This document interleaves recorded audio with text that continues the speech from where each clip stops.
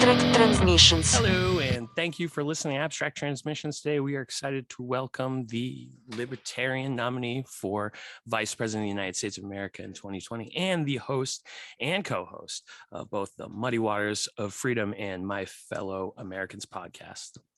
The host and then the co-host. I tried to do that in order, but respectively, yes. It's the only thing I ever write down. So zing. So we were just talking about fun stuff, kind of had the ball rolling about being on stage, and it was just a story randomly we were talking about, but I had something to add, but I didn't want to cram it in there. One time I was playing a show and I dropped a bad joke, the stage presence joke. I said, I was told we were supposed to have stage presence, but I wrapped them and forgot them at home. And it was just bad. That's a dad joke. Oh yeah, for sure. And Absolutely. I love it. Just dead. Like people are like, and I've dropped it a few times and it's always a different response. Like one time I had 3 kids laughing, but they were heavily down the shrooms hole, you know what I mean? They had eaten a lot. And now what kind of band is this? Like an REO Speedwagon cover band? Or is this yeah, like those... yes, actually that's exactly, with a little bit of Speedwagon. No, that was good. We don't really have a specific genre. We're trying to figure that out. It's an original band. I'd say alternative-ish rock. But the joke thing, we dropped that in I dropped that in a couple of different bands. So one was like a really aggressive metal band. The other one was kind of like this one, where it's a kind of like 4-chord alternative kind of stuff. Right. And the band I'm in now is Ambient Discord. But when we dropped it and it went over, that was a metal band. But that's why. They were not expecting that. No. And then subsequently, the music after, it was also like, what just happened? So, Spike, do you have kids? I do not. No. You do not? Okay. Well, I was going to say dad jokes are my favorite kind of jokes of all time. And I feel like I don't know that I hear anyone who's not a dad ever give dad jokes, and that makes me sad. So dad jokes are a thing that when I hear them, what makes them funny is the confidence of the person saying them, that what they said is funny. Yes. And that's why when people make like dad joke memes and I just read it, I always sad react them on Facebook. Like, I'm like, I don't want to show that I want people to know I'm very upset about this. But when someone says them and then they got that, that look and they're like, huh? Right? Huh? Like, that's funny. That makes it funny. The usually the guy, I mean, sometimes it's a woman, but the person doing it and is just like, because that's a pun, and it's like, yeah, no, that's good. I get it. That's funny. But it's because of their enthusiasm. Did you see? There's a meme out there. It's like the men's curling team looks like a bunch of dads who went out like drinking or whatever, and then somehow ended up in the Olympics. You've seen this meme? I haven't seen it, but I've seen the curling team before, and that's pretty accurate. Yeah. Yeah, it's my favorite. That's funny. That is awesome. I have not seen it. I being a dad of a 10-year-old, and now all of a sudden I've turned from like cool. I was cool. I was in a band, and I worked for Samsung. I was a field sales manager. Like, he used to think everything I did was cool. Now, absolutely nothing is cool anymore. And it's just lame, dad lame. So every joke goes as such, so well, then you might as well lean into it, right? That's exactly right. If it's already going to be called lame, just tell the corniest jokes you possibly can. Exactly. Own it. Absolutely, my friend. I couldn't agree more. I think that's really the only the way through it. And for me, I mean, I just kind of revel in it anyway, because it's just he's gotta get the uncomfortable social situations out of the way, make them uncomfortable a little bit, just push the envelope a little bit. That's good. Because it's like everybody is so struggling so much with social anxiety that it's genuinely concerning, right? And with the advent of social media, more and more consumer electronics being directly in front of us at all times, like his generation is just, no wonder why everybody has social COVID. Anxiety. We're separating, and COVID just accelerated everything, catalyzed everything, and it's scary as shit when you're a parent, right? I mean, in one way, social media has been helpful for introverted people to be able to have connections. Right. But in another way, it has become a replacement for more substantive human connections. So it becomes, and I'm fairly extroverted. I'm very extroverted, but I will often find it's like, well, how is this person doing? Oh, they're great. I see their posts occasionally. And you get this sort of false sense of connection when really you're just kind of seeing little snippets. It's nice to be able to keep in touch with so many different people on a micro level, but you're not really checking in with them and having those connections and having those conversations. And before social media, obviously, if you wanted to keep in touch with someone, you at least needed to drop them an email. And before email, you had to give them a phone call or go and visit them and you know, or send them a letter or something like that, where you had to invest a little bit more time. So everyone has more of these kind of almost fleeting interactions constantly, which can feel like connection. And it's a form of connection, but there's something missing there in terms of having like a more substantial connection. And I'm from that generation who I was born in 82. So I had a non-internet childhood. And then around 13, 14, we got our first internet enabled computer, had AOL and the dial up and all that. Identical, worked man. our way. Social media didn't really exist until I was already an adult. And I had an actual, like, go outside and play with your friends.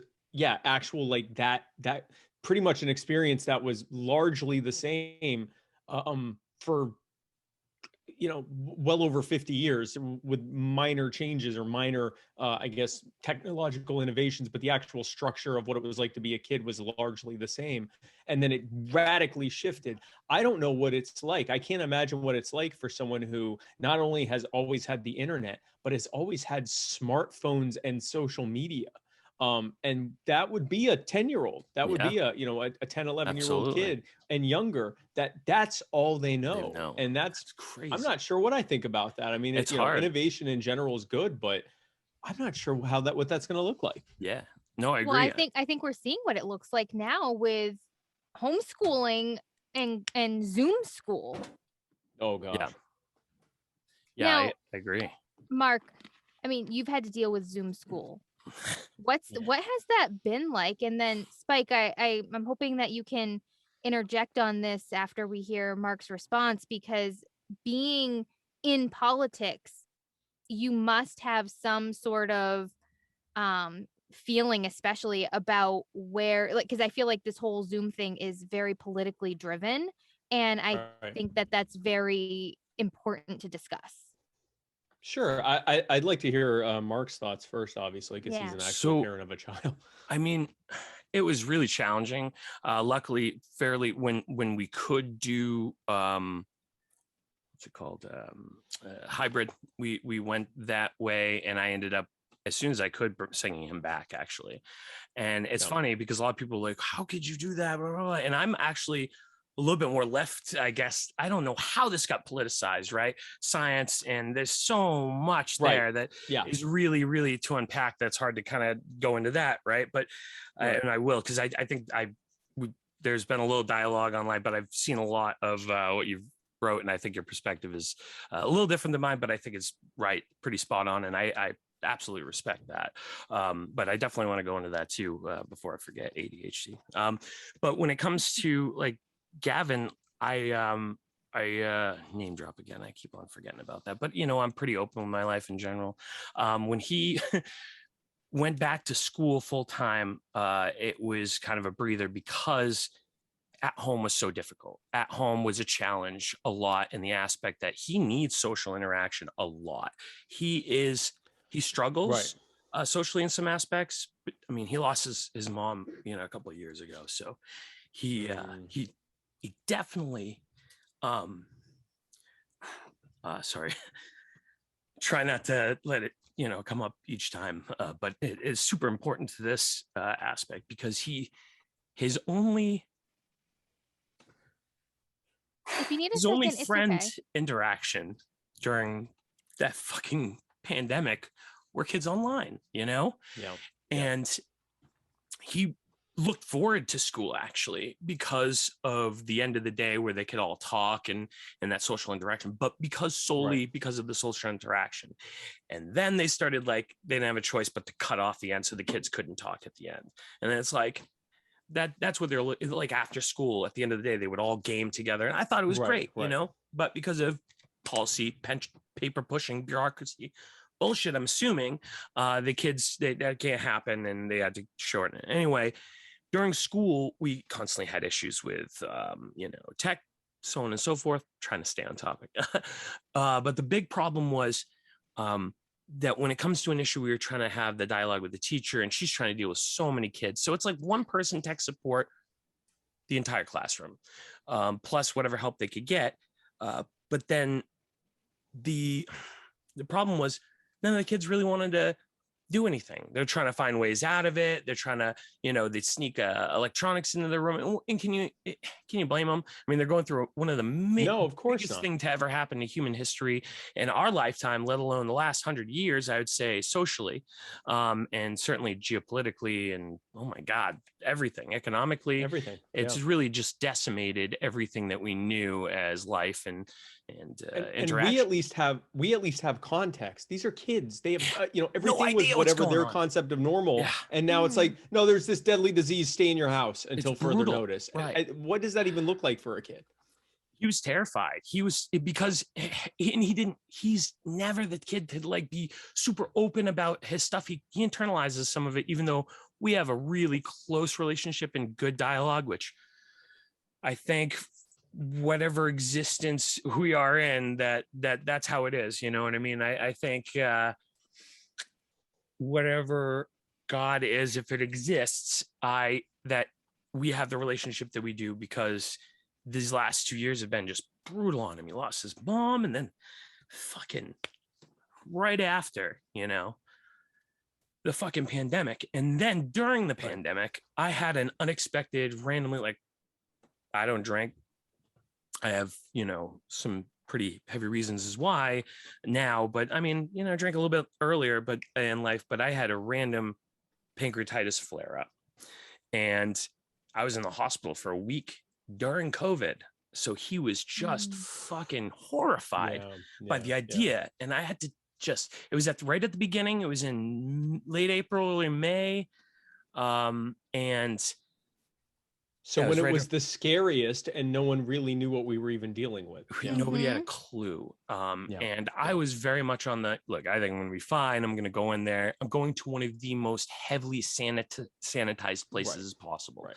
And from what we know right now, it's droplet spread, which makes sense because it's early on in the life of a coronavirus is almost always, it's got to figure out how to adapt, right? Right out of the wet market, it's got to figure out how to jump from animal to animal. And the easiest way is going to be always saliva 9 times out of 10. And this is, I don't know why I know some of this, but I really do find this stuff pretty interesting.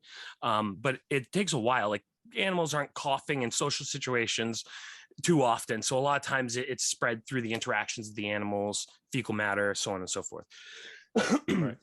It takes a bit to spread and bounce. And this is where I'm thinking lab hypothesis. And I don't know shit, right? I don't know anything. And I'm sure demonetization could happen if we actually gave a fuck and we got money from this, but we don't. So my point is it took a bit for it to spread over and all that, so on and so forth. I'm going on a tangent. But when it starts spreading around to people in social situations, sure, I'd be a lot more worried about it. But I was early on in the process of, like, we just started finding out about it. I was like, I think I'm going to be okay. I didn't want to give him an unreasonable hope. Like, what if I went in there and contracted it and died in there? Who fucking knows? But I was trying to be optimistic in the aspect that I was pretty confident that I'd be okay and I'd get out of there pretty quickly because I knew the case and how, you know, pancreatitis works. And I'm not a drinker, so it's not going to be a big issue. Just go through the 5 days that I ate anything but water. But then they played fuck with the health thing, right? Because they're still figuring out what's going on. And I don't mean to go on this long thing about but anyway, I was in there. They sent me out early than they're supposed to because they were like, pancreatitis, keep him in the hospital. We should keep him here. And it's really unsafe to send him home. But He's It's probably also unsafe to be in the hospital. That's what they felt, but they Yeah. weighed one against the other. So they sent me home, but I couldn't have IVs.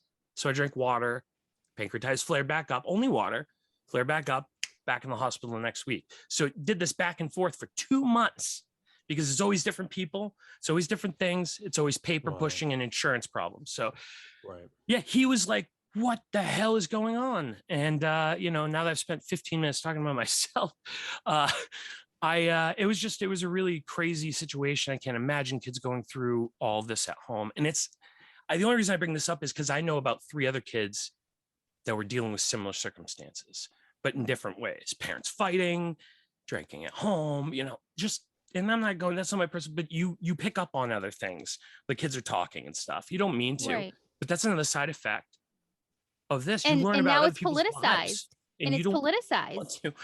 Yeah, it is politicized, and that sucks because So here's what I'll say from a policy standpoint, and obviously the policy is guided largely by things that because I don't have kids in school, or I don't have kids, but I did go around the country and meet I don't know how many hundreds of parents of kids that they were having to adjust to this. So that most of the time I was campaigning last year, was between the end of June and pretty much to election day. So like most of the summer and fall, I was campaigning. And this was where they had just finished up the school year with this, either hybrid or online learning. And they were all being told, yeah, that's going to be there when you get back. We're not bringing the kids back. A good number of the states said the kids are online. Now there were states like Florida and Texas that are like, it's either hybrid or it's in person. We're going back to our normal with that. And what I kept hearing from parents over and over again was, first of all, the level of elitism in a policy of, just stay home is the exact same elitism that we saw with the lockdowns. This presupposition that the average person could just stay home and everything will be fine. That, just whatever work you do, just do it online. Your money if you got plenty of money saved, you'll be good. Yeah, you got money saved, and your job, certainly you don't have to be physically at your job location. This is the 21st century, and it's like there are people in the service industry. There are people. Who are the people that you expect to fix the cables so that you can continue to stay home, safe at home, watch Netflix? Or who do you think are the people that are going to maintain the supply chain so you can have DoorDash or whatever app you use or Walmart's delivery app deliver your food to your house? Who do you think's going to deliver it to your house? Like, these are human beings, not abstractions. And so there was a level of elitism built into the idea of, your kids just have to stay at home. And also it's child abuse if you leave them at home to go work. So someone's got to stay home with the kid. And so it was just a mess. And I heard stories of people who were being investigated by CPS because they were essential workers who had to go and work, especially in the healthcare field. And their kids, some of whom were 12, 13 years old, and they're like, okay, I'm told I'm mandated to work. I'm mandated that my kids have to be at home doing their schooling, fixed hours, and I'm either mandated or can't find anyone to watch the kid during that time. And, many people weren't in a situation where their parents could watch or some older person could watch, whatever. Right. So they just risked it. And I met people who literally were working in hospitals and dealing during the day, they were dealing with, or at night, if they were doing a night shift, they're dealing with people dying in their ICU. And during the day, they're dealing with letters from the school and from CPS. And that was not uncommon. They were put in a vice grip. Insane. That's fucking insane. That's what the parents are dealing with. If you think about what the kids are dealing with, where they don't understand what's going on, they aren't having that interaction. You mentioned something that a lot of other people haven't, but I have heard about it from others, that for some reason there was this school policy that they couldn't then interact after the class because of school liability concerns. Yes. Because God knows they can't meet up somewhere else, right? And So you now had Google Meet, or they got each other's numbers and shit, and that became a thing Discord because servers, and there's no way they're going to be able to meet up, right? So and on the it's school so server is absurd. safe. Like we can't, Yeah. like I can't talk to each and every parent to approve that. Exactly. So then I'm the bad guy. Like what the fuck? And all they want to do is talk. Sorry, I didn't mean to interrupt, but yeah, you make a very, very, very valid point.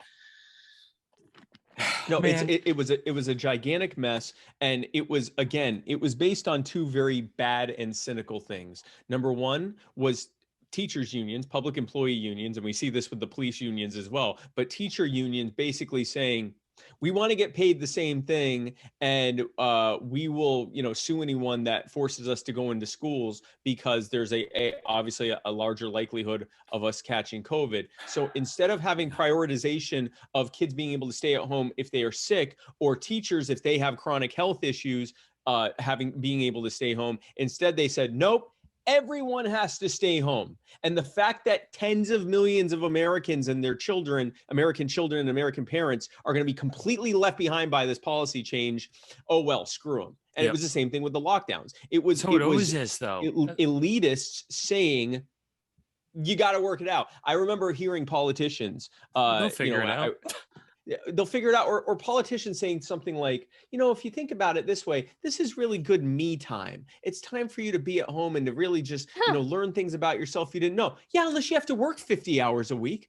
Like there's no way that this is going to work. And then even if you say, okay, well, we're going to give everyone a certain amount of money, which didn't happen. They gave some people unemployment. They didn't. Most of us got $1,200 once and then $600 a few months later. But even if you gave them, if they had either a UBI or some system in place, they still have to go places to get things. Like you can't. You got to move tell outside. Everyone to stay home. They have to go outside at some point. So and then most of that money would have been generated back to friggin' Amazon anyway, because everybody was doing it at home. So I mean, I am obviously. I mean, you see the Yang thing behind. I advocate for UBI, more like NIT, but we can go into that a little bit.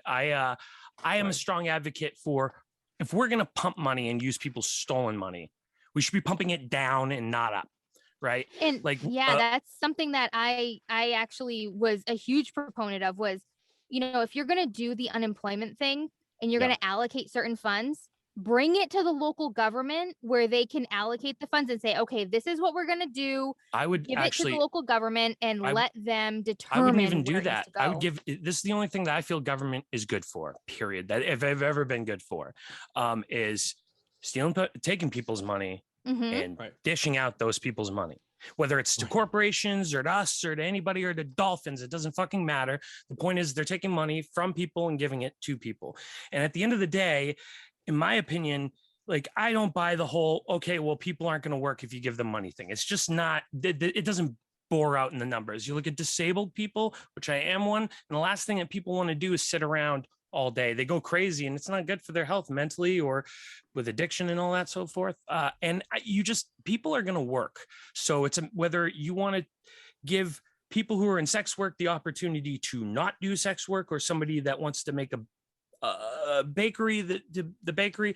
I think a lot of times people would just do what they want to do if they had a little bit of funds to reinforce it. Maybe they don't know what they're doing, but maybe we should start reinforcing those ideas that, if you're American, you're worth a basic value. Obviously, that your value isn't registered based on what you can produce.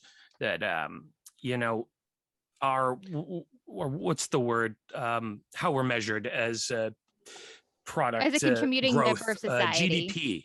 That's what GDP is a shit measurement. So I guess where I was just going was that, there isn't a whole lot of other options at this point now with AI now and coronavirus, accelerating all job loss.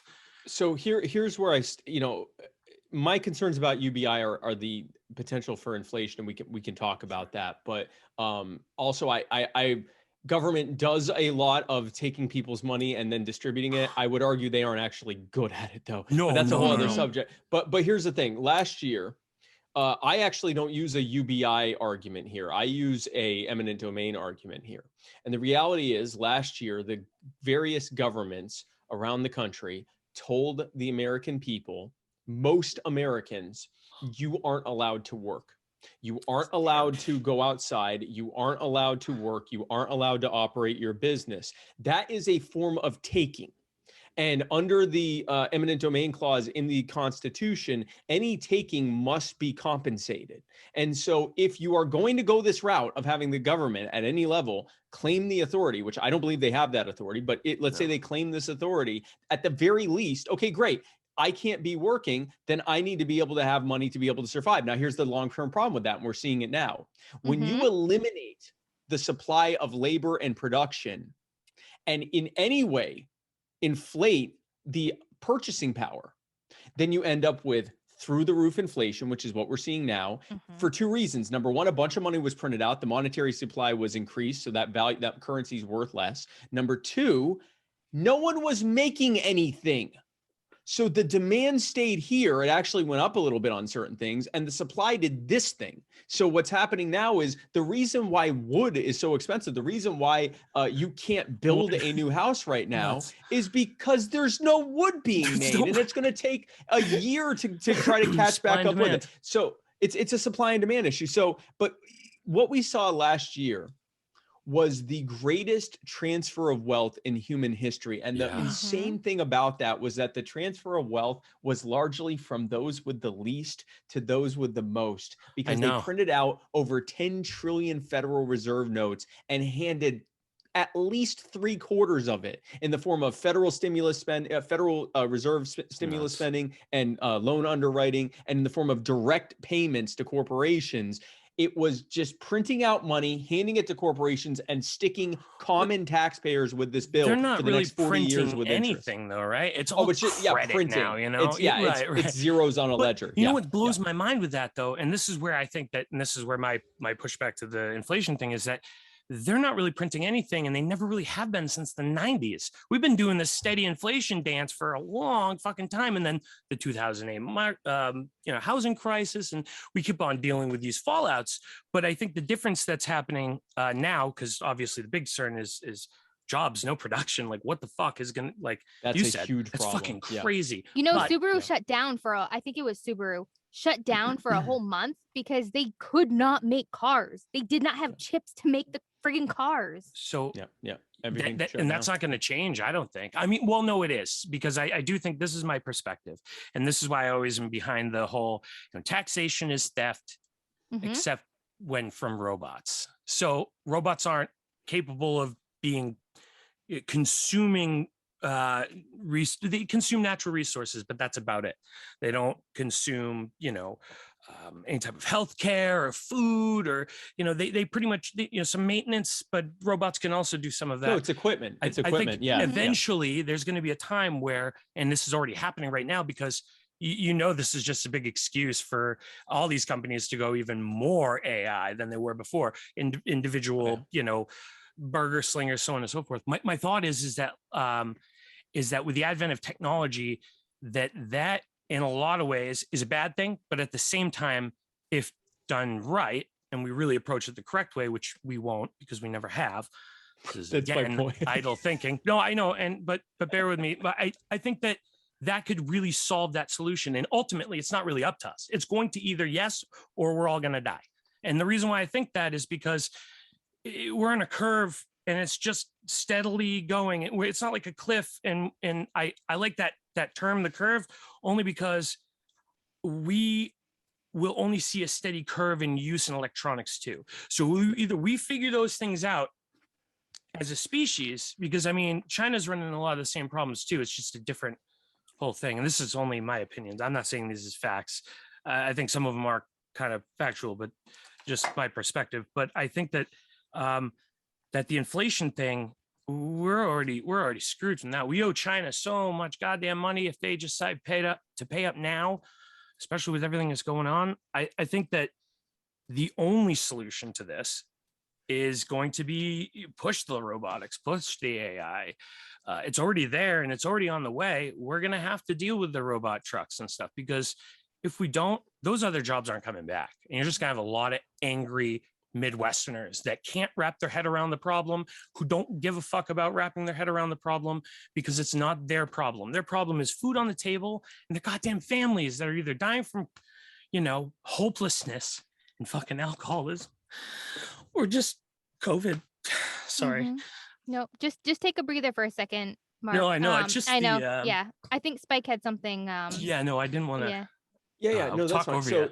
Yeah. so no. the AI is happening because even absent COVID, even absent any kind of crisis, the reality is as robotics and as technology improves, the gap between what a human being is capable of doing and what a series of robots or programs or whatever else is capable of doing, that gap just continues to widen. And it is, I mean, a slope or a curve is a great way to describe it, because it's not like there's going to be this big epoch that, you know, this moment where everything just it's going to happen over time, where eventually, I mean, look at something like a hearing aid, right? So a hearing aid went from being this gigantic thing in your ear that was very apparent that you had it, and it clicked and made noises and they cost a freaking fortune, to now they're smaller than the headsets that I'm wearing. There are some there are some hearing aids now, and they've gotten rid of almost all the other problems. We're now reaching a point where they're talking about hearing aids eventually being able to provide hearing to people that's better than their actual natural hearing.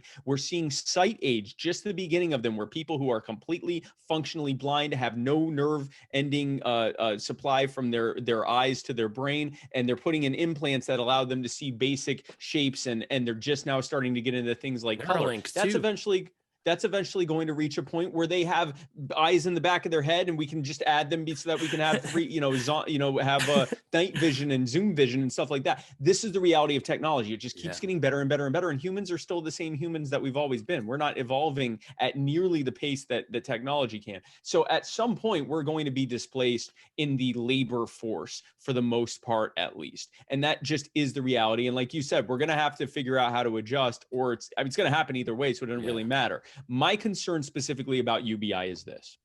So first of all, the reason we have the inflation we have, it's important to note that the era of us worrying about owing money to China or Japan is largely over. Yeah. We have more debt run up this year, which is owed to the Federal Reserve Bank of the US, than all of the money that is owed to all of the other banks of other countries combined. It just doesn't matter anymore. And that number continues to rise. One out of every $3 that has ever been printed. And when I say printed, I don't just mean physical printing. I mean adding to ledgers. One out of every $3 that has ever been created has been created in the last 10 months.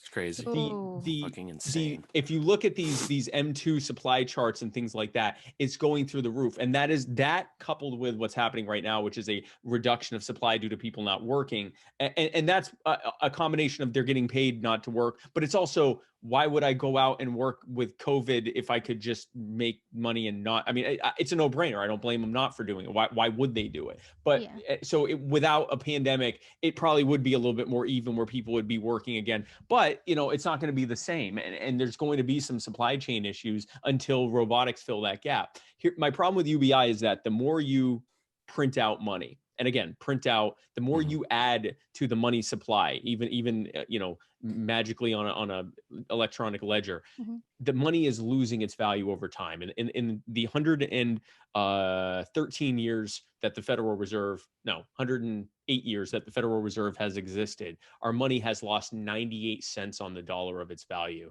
Another way of putting that is, imagine if your money was worth 50 times what it is right now. That's how much they've robbed you. And close to, if you're my age, close to 30 cents of that is in our time. Actually, anywhere between 30 and 50% of that is in our time. Our money's lost at least half of its value during our time. Actually, probably a little bit more than that once you factor in certain things. So funny. I remember hearing these conversations back when Ron Paul was running. And this is the thing. Now Ron Paul promoted gold. I'm more of a fan of crypto, but here's my concern is that when you open up the box, the Pandora's box of the federal government becoming an agency whose main role is to decide how much money every single human being in the country gets, here's the reality of what happens there.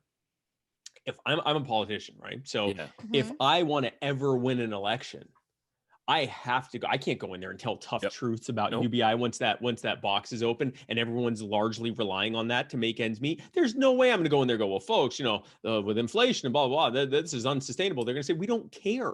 We don't care. Yeah. Go let someone else deal with that. We need to be able to make ends meet because yes, the cost of living spiraling out of control, and no, we can't afford it by working. So that's going to be a nightmare. So here's what ends up happening. Every single politician who wants to get elected, it becomes a race for who's proposing the most. Last year, literally this time last year, Andrew Yang was proposing $1,000. Then Bernie Sanders said $2,000. It doubled. It literally doubled. Yeah, but that was during the pandemic. It's one started before the pandemic, the other one. And I think that there is no one's going to go back. You know what? Differentiation. I want to add on to after you're though. done, Spike. I want to add on something to this because I can give you an example. So no one's got, you're right. It was the pandemic that pushed it forward from 1,000 because there was a brief period of 1,000 and then 1,200 and now it's 2,000. Now anyone who says 1,500, they're being told, why don't you care as much about us as Bernie Sanders does? So here's what happens. Now Andrew Yang or whoever that wants to compete with Bernie Sanders says, well, 2,500, and then eventually 2,500 becomes 5,000 or 3,000, then 3,000 becomes 5,000, 5,000 becomes 10,000, and here's what happens. So you now have the money supply reaches a point where $1 out of every $3 was made this week or this month. And it's not a slope, it's just a straight up bell curve that increasingly just looks like a vertical line. And the spiraling out of control inflation that comes from that will immediately push even more for politicians to go from 10,000 to 20,000 to 50,000 to 100,000 until eventually we're in a situation like the Weimar Republic in Germany pre-Adolf Hitler, or Zimbabwe or Greece, or any of these countries who, because they didn't have a military industrial complex forcing everyone to use their currency in other countries, their currency immediately fell apart as soon as they started doing this kind of spiraling inflationary spending. Our country gets to get away from that because and socialism, I mean, I feel like it's very different than the UBI, the few UBI experiments that were actually, a controlled UBI experiment that was kind of like there was no political agenda. And there's very few of those, I think, that are kind of bipartisan. It's impossible to have a non-political UBI of course. experiment. Well, it's impossible not to impact whatever you're measuring, period. It's the whole, we impact everything we measure. I know you said you wanted to, I was going to give say, an example of something. Yeah. Well, first of all, can you say, I don't know what UBI is. What does that actually mean? Universal Basic Income. Okay. Sorry. I did not know the acronym. I apologize.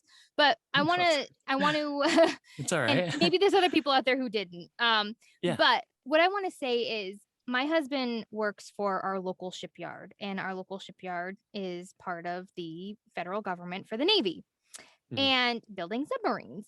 And during the pandemic, they ended up over half, I think, of the shipyard ended up staying home for like 6 months, where they were just like, okay, if you meet this certain criteria, you're going to stay home.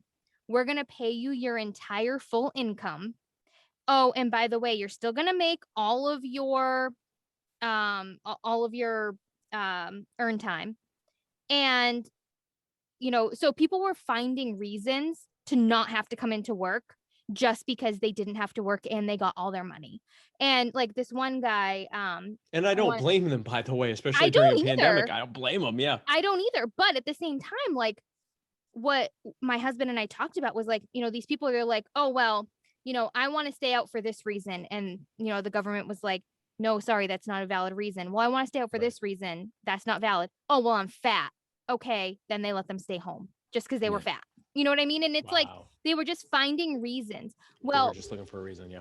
Now what's happening is, so like my husband ended up working third shift now, just because specifically he's like, look, he's like, I could stay home because you have X, Y, and Z health problems. And I said, I'm going to tell you right now, you're not staying home for those X, Y, and Z health problems because I'm still working and you can work too. There's no reason for you to be home. So he went to third shift to at least like alleviate some of the first shift. Right. And now what's happening is they're they're mandating that they're trying to make all 3 shifts working shifts. Not every single shop at the shipyard actually has a working third shift. His specific department does, because someone has to be there because he does radiological controls. And not all the shops are supporting that, but now they're having all these other people come into third shift for his department, which is increased pay, more money that's being spent on labor that can't be used. And it's just compounding. And they're like, well, we're so far in debt that we can't afford to not have 3 working shifts. But the problem was that what they did was they let all these people work from home. They called it ramming, and those people didn't actually do anything. It compounded in the fact that, like, they did their retention of knowledge exams and all that, and nobody could remember anything because they hadn't worked for 6 to 9 months. And then now the shipyard is so far in debt, and we already have problems where they've tried to shut us down multiple times. And if they do that, it would completely destroy our entire economy. And all these people who are like, well, I have all this earn time that I have to use, even though I just had, 6 to 9 months off. So I'm going to start using all that earn time too. Well, where do you think that money's coming from? We have to generate it somehow. And now there's not enough people to do the work. Then there's not enough people to work on the shifts that are supposed to be working. And it's just compounded from there. Yeah. And the only thing keeping that all afloat is the fact that their client is the federal government, who can just print out endless reams of money. Yeah, exactly. That's the only thing. And it's gotten to a point now where, like, they're forcing them to get vaccinated. And my husband's like, I don't want to get vaccinated. So now they're going to make them get weekly testing. And I don't think, and think about how much money that wastes. that wastes so much revenue. Resources. And it's like, they're thinking about this in the wrong way, I feel like. And the point that I was bringing up on this was that people will find a way to not work just to get paid to stay home, because they have things that they can do at home and be with their families. And it's that elitist, I can be with my family. I can be with my kids. I don't have to work, and I'm going to get paid my regular income. Why wouldn't you do that? Exactly. And that's the thing. Why wouldn't you do it? It goes back to, if you are struggling to make ends meet and you have your family commitments, especially during a time when your kids have to stay home, right? So now it's not even just well, hey, if I don't have to work, why would I work? It's, I don't want to lose my children to CPS because they have to stay home all day and I'm having to work. Or I have the option where I can get paid either roughly the same thing or possibly in some cases even more to stay home. Are you kidding me? And the reality is, and this is the argument, this is what's going to ramp up the implementation and acceptance of AI. I travel a lot because of what I do. I'm in a different state every single weekend. By the way, if you live anywhere near Cincinnati or Northern Kentucky, come out and see me this weekend. Go to spikecohen.com for more information. Anyway, when I go out, I'm at these airports and I'm watching these skeleton crews try to negotiate some of the largest workloads of passengers in years. I mean, the level of travel that's happening right now is through the roof because everyone's staying home and not working. So so now they can afford to go on vacations and stuff like that. And they've been pent up for the last year. So now everyone's going on vacation. So, I'm on these flights and I'm watching, everything is late. Everything is, you see the poor workers at the airport, everyone is scrambling. Everyone is trying to do it, trying to just get the work done. And I'm watching this stuff happen and I'm thinking, this is all going to be robots in 3 years, maybe even sooner. There's no way that these multi-billion-dollar companies are going to go, well, people just want to stay home. No, it's not gonna happen. It's not going to happen. No, not at all. Not what's going to happen is a bunch of freaking robots are going to come in and maybe they're not ready for prime time yet. Maybe the technology isn't, as adaptable. They would have waited a little bit longer until it was more adaptable. It's not going to matter if it's that or nothing. The benefits outweigh the means. It's the same thing with truck drivers. You put people in a truck and they're going to drive at 40 instead of 65 because they don't have to stop now. The battery literally goes from Boston to California nonstop. No, no need to stop or charge. It just goes No one brakes, whole no, run. yeah, no nothing. Yeah. And it just goes no hammer down because, and it's safe there, and they can run a string of them, you know, no diabetes, no health issues, no crank to stay up all day. No federal, no that's a federal really mean mandate. thing to say. I don't mean to No, generalize. but also truck here's drivers. a much bigger part of that. Here's a much bigger part of that. No federal mandate that they can only drive 9 or 10 hours a That's day. right. Mhm. Well, and that's These what I things was could going go to say too. 24 Yeah, hours, right? So absolutely. Well, and And so, weight restrictions. but so all of here's it. the thing. Oh yeah, weight restrict. Yeah. This is where I kind of, we double back to the, I don't think that people will ever choose. And it's different when they're working, right? When they're working, they have the ability to stay home and collect money because they're fucking sick of their job already, right? They're already done with their job. But for people who stay home that don't have a job and literally the $1,000 a month is their baseline income, and then they get a job on top of that, I think it's highly unlikely that anybody would just choose to sit home and be lazy all day. I think most people will. I mean, that's the absence of a job, right? I think Right. That's different. Add in though. a job, and that's a little different. But during the pandemic, you also had people that didn't have the ability to leave, and in some circumstances, do you feel safe? And I do think that was at the discretion of the individuals and not the government to tell you whether you can stay home. Because like you said, Larry Sharp has some pretty good sayings. I like this one. Just because I think it should be done doesn't mean I think the government should do it. I think that's paraphrasing, or just because it needs to be done doesn't mean that the government needs to come in and control it. And I agree with that. But on almost every aspect. But this is where my concern is that UBI, negative income tax, which I like a lot better because the government controls it less, isn't going to the federal government. It's not going to paper pushers, people scrambling papers around with dicks on it. Like, they're going to give you the money and then you spend the money. And this is ideal, obviously, high in the pie sky living. But I also think less government is kind of eye in the pie sky living, because right now it's just more and more and more money spent, more and more bigger government.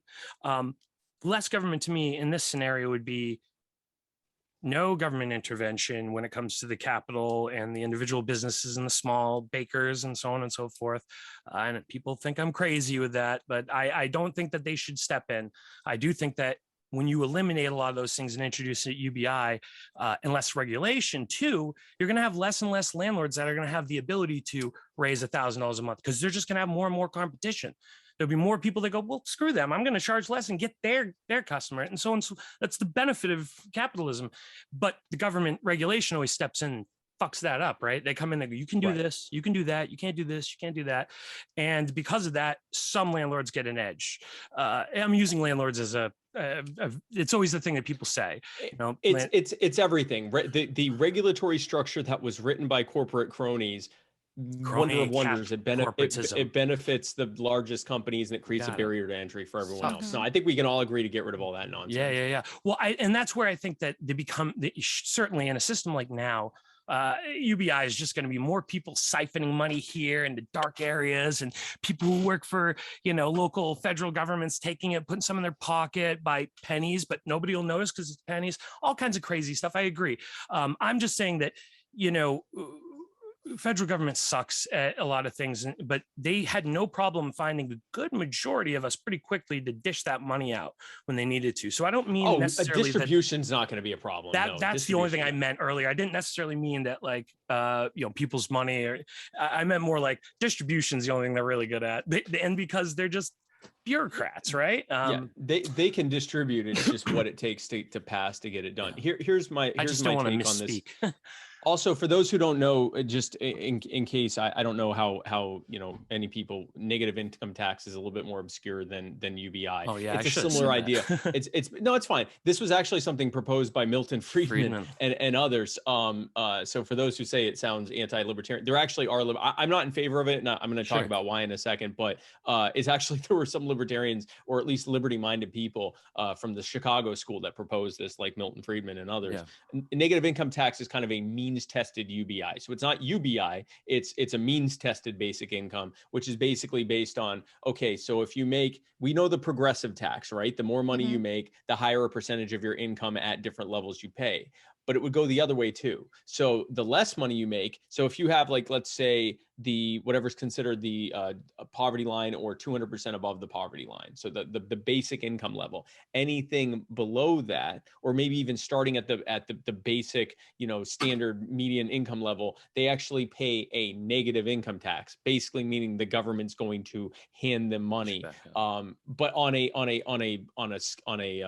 equally progressively curved scale in the other direction. So you don't just get like an earned income tax credit or something like that. You get like, okay, you only make this much, so you actually get paid this much by the IRS, and that would go all the way down to if you're making $0.00, whether you're a retiree or you're homeless or you're poor, whatever. If you're making nothing, then you're getting whatever the maximum amount is that they give out to people. Okay. So the problems that are built in that I was concerned about with UBI are still there, because it's like, okay, what's that amount? Yeah. And how progressive is it on both the income level and the on the other level? And we could get into this. Actually, to your point, social divisiveness, this is something that popped in my head. That could be a real problem, especially with the discussion of reparations recently, where people are like, well, we should be getting more because our economic system is fucked because we got the short end of the stick for a long fucking time. Actually, every single aspect of every political conversation is going to devolve into how much is the IRS going to give me for this? That's right. And it's going to be a major problem. And then conversely, how much do we take from the people who are still either working and producing or who own companies and so forth? Now, I'm less concerned about that, although that creates a major issue. Here's my concern, and it's as someone who's very anti-war. Something that a lot of Americans don't realize is that the only reason our money is even considered worth anything is because the U.S. military-industrial complex enforces it at gunpoint around the world. So most countries that spend anywhere near what our government spends, their money is worthless. They actually have to use the dollar or Bitcoin or crypto or the euro or something else, because no one will take their money. Cuba, Venezuela, Zimbabwe, Greece, some Eastern European countries, their money's worthless, and they're not spending anything what the U.S. is spending. The reason the U.S. dollar is considered worth anything is because of the petrodollar effect. And what that is that basically the U.S. military and central banks go around and tell all these other countries, you need to keep X amount of money, of dollars, of treasury bills, IOUs, and hold them as your foreign reserves. This is literally an IOU. It's not worth anything, but they have to hold it in their reserves. Now, they never say, and if you don't do it, we will invade your country and murder you. But that just keeps being what's happening. There's no law for income tax, right? If I'm correct, I remember this from the 90s with those folks in New Hampshire. There's no law, right? So it was ratified. The income tax amendment was actually ratified unconstitutionally. There is a provision there is a taxing a tax and spend clause in the Constitution, but specifically the income tax. But again, it doesn't even matter how the tax is collected. They can do it in tariffs, sales tax, whatever. It doesn't really matter. What matters is when the Federal Reserve can just constantly add zeros. The only way that money isn't going to immediately become in direct correlation worthless is if more and more and more people are under threat of mass murder around the globe, because that's the system we have right now. There are 2 countries right now. No, there are 3 countries. No, 4. There are 4. No, there are 2 countries that are not nuclear powers that don't have U.S. dollars, U.S. Treasury IOU notes in their foreign reserves: North Korea and Iran. That's it. Oh, and Venezuela. What are the 3 countries, and Cuba, what are the 4 countries that are constantly under threat of invasion, or liberation? Yeah. Saddam Hussein was one of them. Liberation. Saddam Hussein's Iraq was one of them. The Taliban Afghanistan was one of them. Every single time we find somewhere, or I should say we are robbed, so that the military, the military industrial complex and the intelligence industrial complex can find an excuse, even if they have to create the terrorist group that they need to attack, to make the excuse for why this government has to be overthrown. And wonder of wonders, every single time it's replaced with a government that one of the first things they do is hold Treasury Reserve IOUs as their foreign reserve. So that's the only reason that anyone considers the US dollar worth anything, despite the fact that they are spending trillions of dollars. They are literally not even bothering to print because it would cost way too much to print it out. It would cost hundreds of millions to print it out. They literally just add zeros to a ledger and then hand it off in the form of zero interest loans that never have to be paid back, and direct bailouts to crony corporations, multinational corporations that just so happen to be headed by all the cronies who put all the politicians in office, who had to sign off on all of that nonsense. This is a gravy train system that is founded on worldwide mass murder and threats of mass murder. And even still, it is eventually going to reach a precipice where there's no one left to take any more treasury notes, where there's no one left to say, okay, fine, we're almost there. And my concern about UBI or NIT or any of these policies of saying we're just going to create a basic floor of income because of the inflationary nature of what we can't add it to it now. Oh my God, no. I mean, we're at the point where it's too late for that. I'm definitely in realization. So what we need to talk about is what is the actual solution, because the status quo is also untenable. Even if you remove the crony corporate bailouts, even if you eliminate the restrictions that create a barrier to entry for the poorest among us to be able to thrive and be able to grow and disrupt the status quo, eventually just with AI and robotics and things like that, that's going to create a natural market-derived barrier to entry for those who don't already have the capital to try to enter into that barrier. Now, is called the end of the world.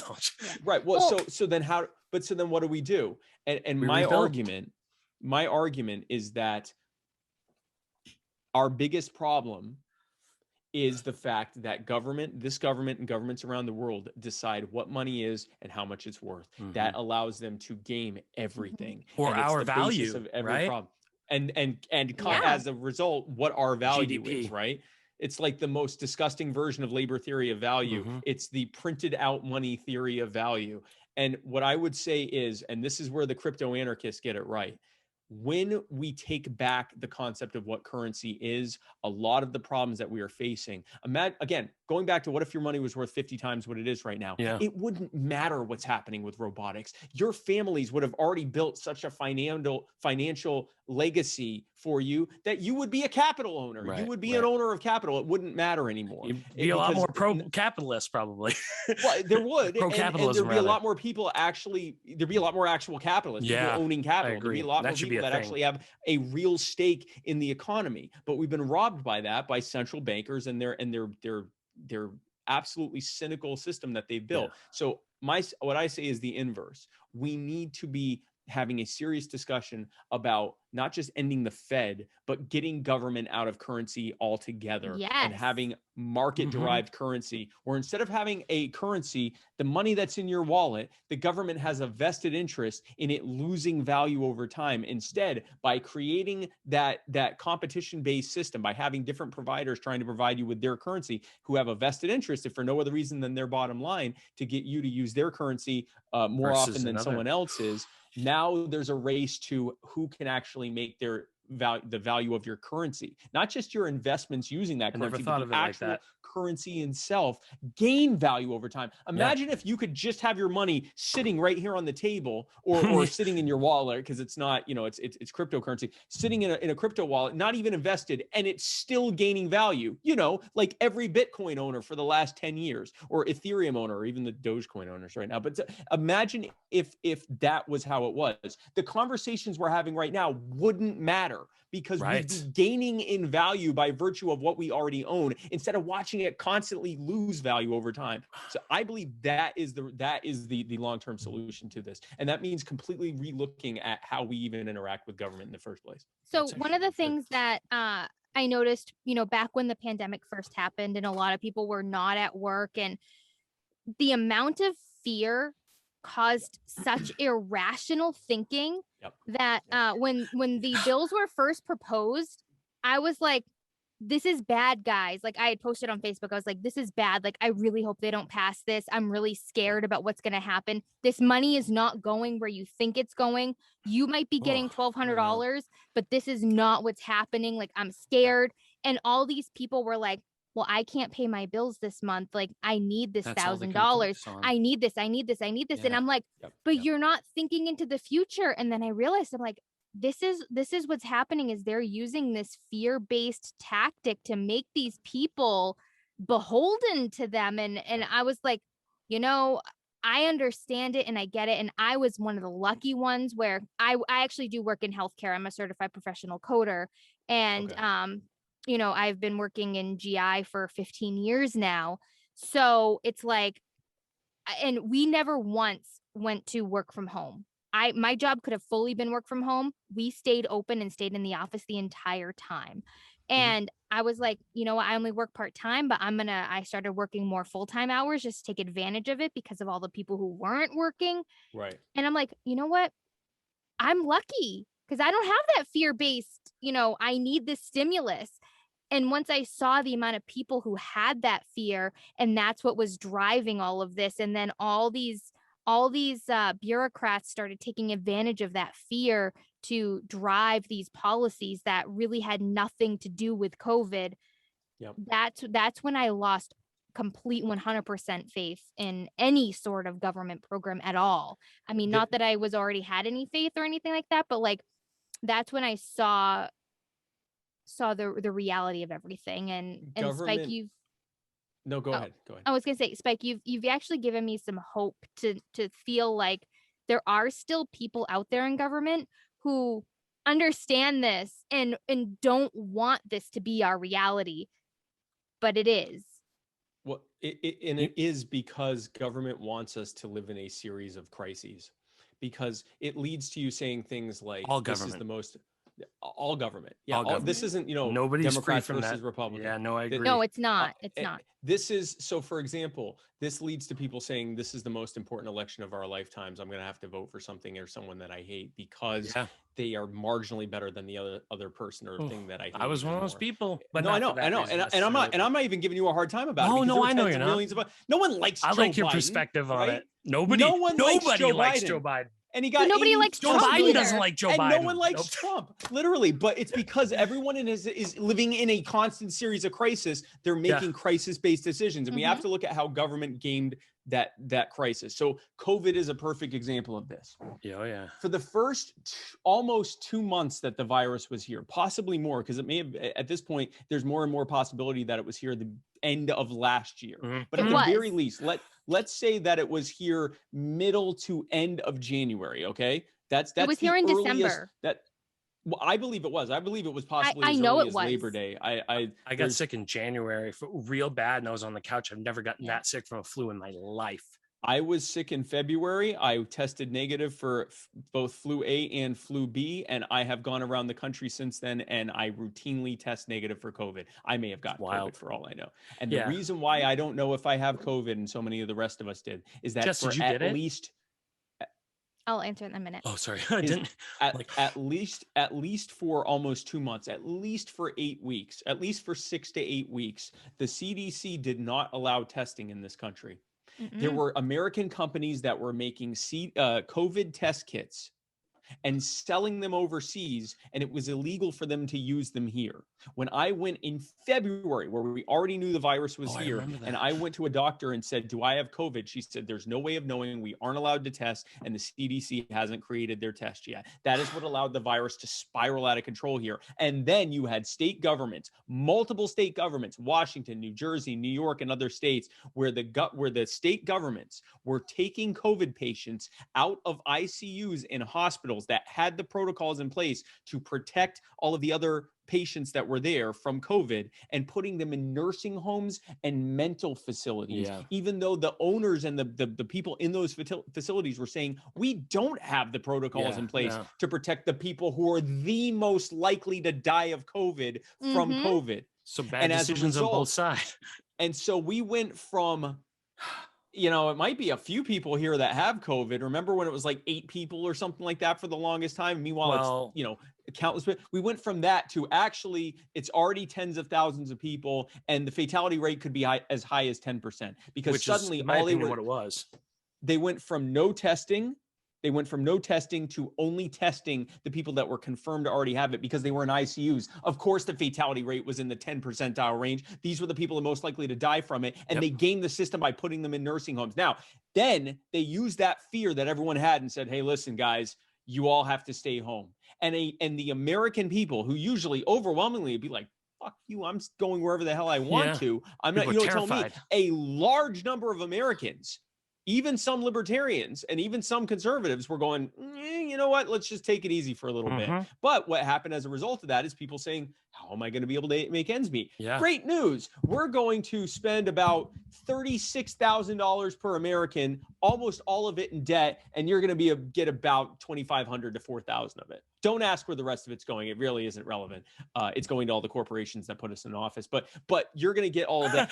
This is how governing by crisis works. They create a situation by if they had simply let healthcare workers do their damn job and test people and find out, it could have been curbed. We probably wouldn't have been able to stop it from being here at all, but at the very least, it could have been controlled, and there would have been less political, because we talked about the politicization of this. The reason it was politicized is because you had competing politicians. These are the same politicians that, they're bitter enemies and must stop the other side, until it's time to pass one of those crony bailouts, or it's time to renew the authorization of use of military force without any congressional oversight around the world, or whether it's time to raise the debt ceiling endlessly, or whether it's time to tax all of us, whether it's time to do all these things that they have to do. Or allow experimental vaccines under UAE or whatever it is, universal emergency. Emergency well, authorization. they weren't vaccines. I keep on emphasizing this. Not vaccines. They're new technology.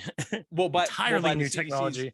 By the CDC's own definition, they are a vaccine because they don't actually, increasingly it's apparent that they don't actually stop the spread of COVID. They just prime your immune system to protect you from some of the worst symptoms, which means you're actually more likely to spread it because you're walking around everywhere. Anyway, not just that virus, other viruses too. They didn't go into that. Well, there's the spike proteins. Yeah, well, and we don't know what mRNA is going to do long term. It looks like it's a very promising thing. There's actually an mRNA. I have MS, and they're working on an mRNA vaccine for MS, which could potentially end everything. Right. So I mean, that's wild. So the technology is very promising. It's also the very first mRNA vaccine that's ever been approved for human use. Vaccine, right? Yeah, vaccine. So yeah. So anyway, all that to say that so true, the point of this is that when you have government in control of every single lever of power, this is how they use it, which is why I'm wary of any kind of government help for any. Lean on it. I believe that the moment, well, it's how they govern. They govern by crisis and by fear. Fuck it. Because, Let's go. because they use two things: fear and envy. I am scared, and I don't like that person has something and I don't. Right. But mostly Never fear. be worried about they really just lean on the fear. And my thing is this. This is what happens when you have a system that is financed by extortion and threats of extortion. It's enforced with violence and threats of violence, and it has no real accountability because, you can change the figurehead that's in there, but you can't say, well, good sir, I don't like your services, so remove me from your mailing list, please. This is the difference between market-derived, competition-derived services and provision of services and monopolistic ones. And government is not just a monopoly; it is a violent monopoly that's funded by extortion. Do you want Maxwell House or Victory brand coffee? Right. Well, and they're both poisonous. Yeah. And by the way, they're both poisonous. Yeah, they're both made of asbestos. Yeah. Oh, yeah. Spike, that was a win. That's hilarious. I'm gonna write that down. And they're both poisonous. So, back in December of 2019, my supervisor had gone to California to visit her nephew who works for Apple, who had just come back from Wuhan, very, very sick. And when she got back from visiting her nephew, she was very, very sick. And guess who got sick?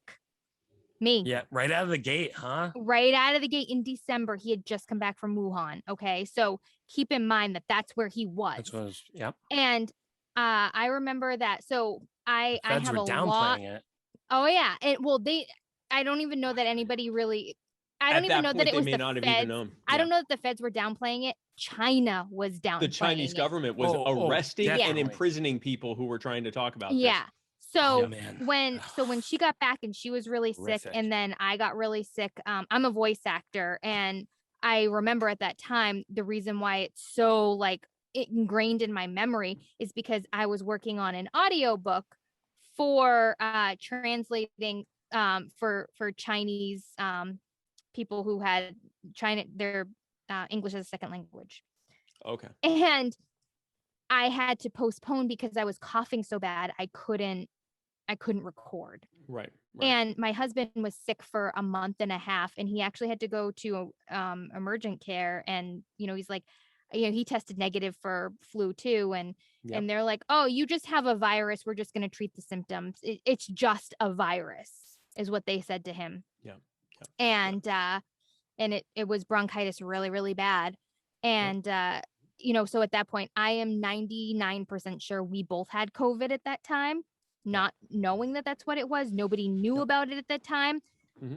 And the issue is that, one of the doctors I work for was like, oh, well, did you get an antibody test? And I'm like, that was over a year ago. An antibody test is not going to show whether or not I have antibodies. It's going to show if you tested my T cells, because that's where the memory is going to be, but it's not going to be in my blood.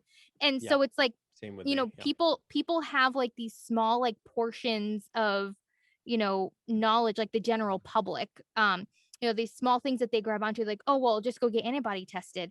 Well, that's not how it works. Yeah, nobody actually digs in. They just, I heard this somewhere, and then regurgitate it. Antibody tests are good for maybe the first 2, maybe 3 months, maybe a little bit longer, or maybe even less, because like you said, eventually your B and T cells take over. Eventually your immune system takes over. Mm-hmm. Otherwise, you'd have antibodies constantly floating in your body from everything you've ever had. Eventually, your memory cells from your immune system take over and do that. So unfortunately, because we do have to kind of wrap I was up. just gonna say that we're we are 8:30 right now. I think in closing, I think we all agree government is terrible, and and not specific party, not specific politician. It's the nature of government itself, which is why the libertarian belief is that at the very least, we need as minimal a government as feasibly possible in order to only have a government that, if it is even to exist, because I'm an anarcho-capitalist, I believe that everything is best provided through a market, through market-derived means, and market sets free than from any kind of coercive monopoly. But if you're, say, more of a constitutionalist or minarchist libertarian, which is fine, at the very least, government should only exist under the consent of the people, and it should only exist to protect the lives and rights and property of the people, and that's it. Not get involved in any of these other things, because inevitably, when you centralize that kind of power without levels of accountability to go with it, it is going, even if all the people in government, we suddenly are able to find a crop of politicians who have only the best of intentions for all of us, they couldn't under the right scenarios. Under just the right scenarios, and Utopia. They're all also geniuses. They couldn't possibly know as well as the average person what that person needs. They couldn't know. There's no way for them to have sufficient knowledge to be able to do that. And of course, we know that that kind of power often attracts some of the stupidest and most craven people and most greedy people who will use that power to enrich themselves and their buddies that put them in office. And so that's really the libertarian take on it. I really appreciate you guys having me on the show. Like I said, if this coming weekend, the 5th, 6th, and 7th, I will be in Kentucky for a training event. I'll also be throwing an opening pitch at a professional baseball game in Florence, Kentucky. What team? It's the Florence Y'alls. It's an independent professional team, which I'm told is like in between minor league and major league. It's sort of in between there. So I'm going to be practicing throwing a baseball basically for the next few days, because I just want it not to bounce when it gets to them. That's pretty much it. I just want it not to bounce.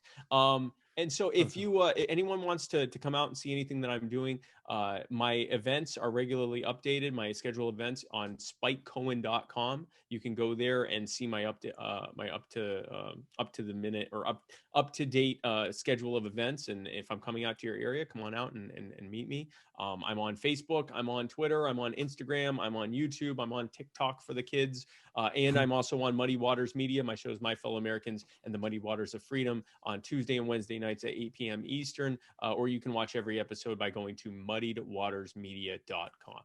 Awesome. Well, thank you so much for coming on. I really appreciate it. And I know Mark does too. And Seriously, I can't thank you enough, and Thank you. I apologize for the initial delay getting on No, here, and that's I really I really appreciate you discussing all these things, and in the right scenarios, I think all of us would do a lot better. But it's really that thing. It's the utopia.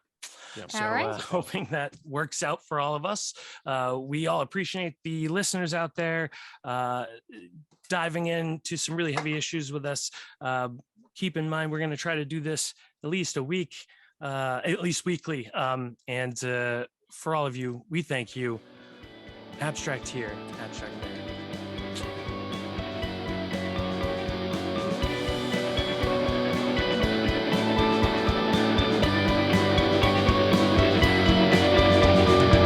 Abstract Transmissions.